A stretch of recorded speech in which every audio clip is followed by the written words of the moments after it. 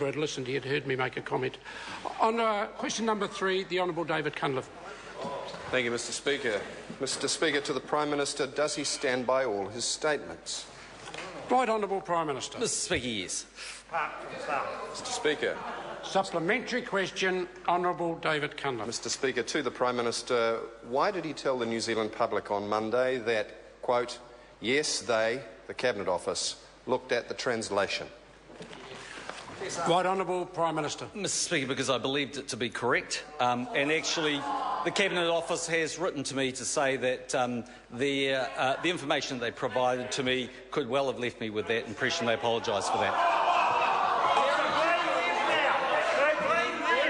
Could well have left him with the impression. Mr Speaker. Supplementary question, Honourable David Speaker, Cunliffe. did the Prime Minister personally, or through directing his office, specifically ask the Cabinet Office to look at the English translation of Aurovita's Chinese website when this issue first came to light last week? And if not, why not? Right Honourable Prime Minister. Mr Speaker, I don't have all the details of who contacted the Cabinet Office, but my understanding was they looked at all the information required.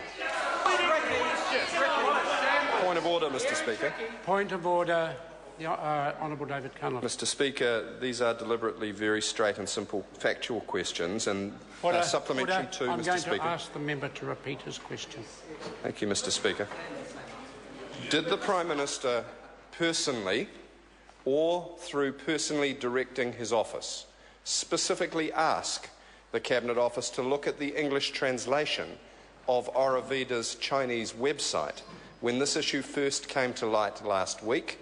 And if not, why not? Speaker, right Honourable Prime Minister. It's the same answer. I don't have the information with me of what was asked for, but... Point of order, Mr Speaker. Order, point of order. Mr Speaker, the question asked... Order. I've heard the question. Mr Speaker... Order. I've heard the question. We've put it twice. The Prime Minister has chosen to answer it by saying he doesn't have that information. Order! Mr Speaker, point of order, Mr Speaker. I'll hear from the Honourable David Cunliffe. Thank you, Mr Speaker. Given that the question went to his own personal knowledge or direction and not to the actions of any other party, how is it possible, sir, for him to not have the information about his own personal action? Well, I can easily answer that before I accept a... No, it could be that the Prime Minister on this occasion feels he doesn't have the information because he cannot recall it accurate enough, and it's in his hands for him to decide how he's going to answer the questions. Order! If members want to stay for the balance of question time, then when I'm on my feet, I expect them to be silent. I have attempted to assist the member to get an answer that is more helpful. The Prime Minister has chosen how he is to answer that question, and that is his responsibility. The member then has further supplementaries, and who knows, he may get an additional supplementary to help elucidate the answer he may require. Point of order. Right, Mr Speaker, by the nature of Mr Cunliffe's question, it may be the Prime Minister can seek defence in not being prepared. But if you look at question 7, where he gave honest answers to questions asked on this matter, he has had now 4 hours to be prepared, so he should be down here today ready to go and not be hiding behind the defence he is. Order. And that is for this House and for the public of New Zealand to judge. Further supplementary?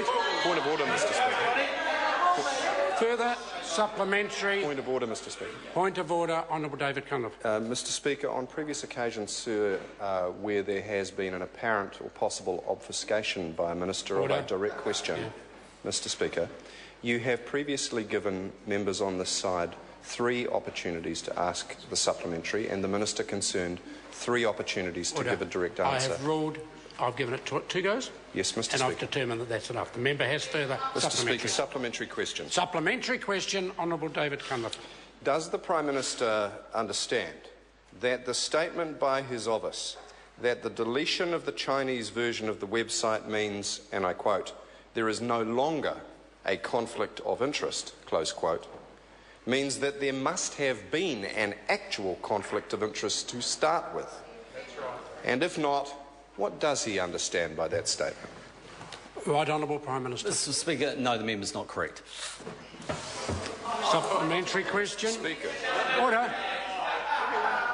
Supplementary question. Honourable David Mr. Cunliffe. Speaker, has the Prime Minister seen the Chief Ombudsman's report from October 2012 that states, and I quote, "If a minister refers to Cabinet Office advice publicly in a way that is misleading or exaggerated, the countervailing public interest in disclosure is likely to outweigh the need for confidentiality? And will he therefore table the Cabinet Office advice now for members of this House?" Right Honourable Prime Minister. Mr. Speaker, no, but I do actively encourage the member to take the matter up with the Ombudsman. The Ombudsman will then look at all of the advice I've seen, and the Ombudsman will, guess what, not release it, because they'll know that I'm correct. The underfunded Ombudsman, Mr. Speaker. Order. Mr. Speaker, supplementary question. Honourable David Cunliffe. On what day? Order. Point of order. The right Honourable Mr. Speaker, the Leader of the Opposition, when he got to his feet, impugned the reputation of the Ombudsman of New Zealand. I think that's a very serious matter, and the member might want to reflect on that. Order. I didn't hear the remark. If the member made a comment that he think is unparliamentary. Speaking to the point of order, Mr. Speaker. I'll hear from the member.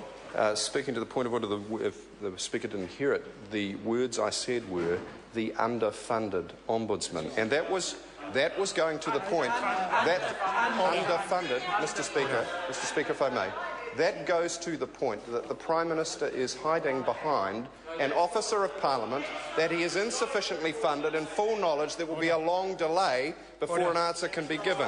That's impugning him, sir, not the Ombudsman. Member, I will accept the member for what he has said, and therefore we will move forward. Further supplementary? Supplementary, Mr. Honourable Speaker. David Cunliffe.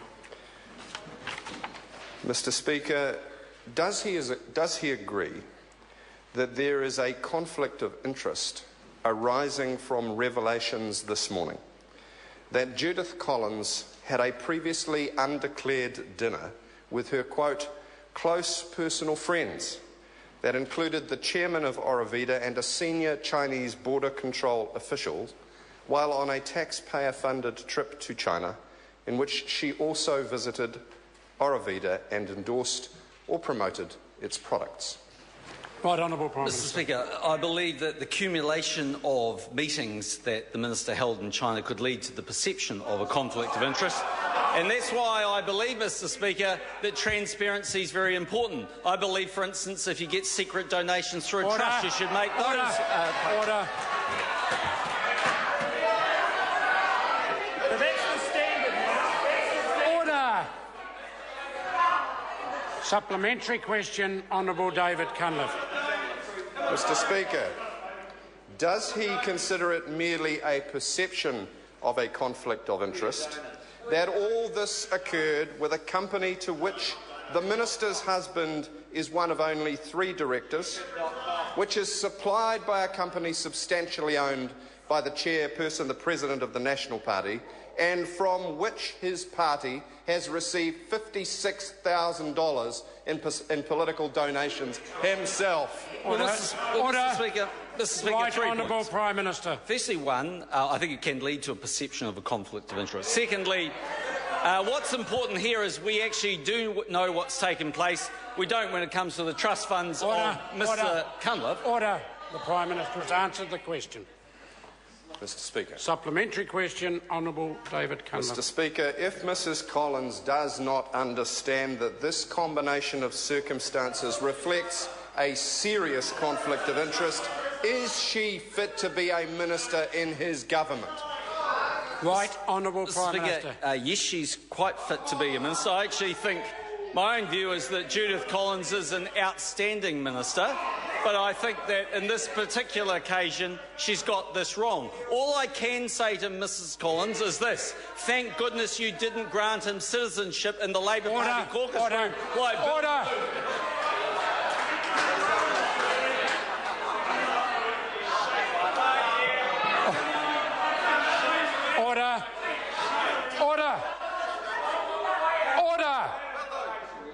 Order. Question number 4. Kamwal Singh Bakshi. Mr. Speaker, my question is to the Minister of Energy and Resources and asks, what has the government done to improve the performance of electricity market in New Zealand? Mr. Speaker. Honourable Simon Bridges. Mr. Speaker, when this government took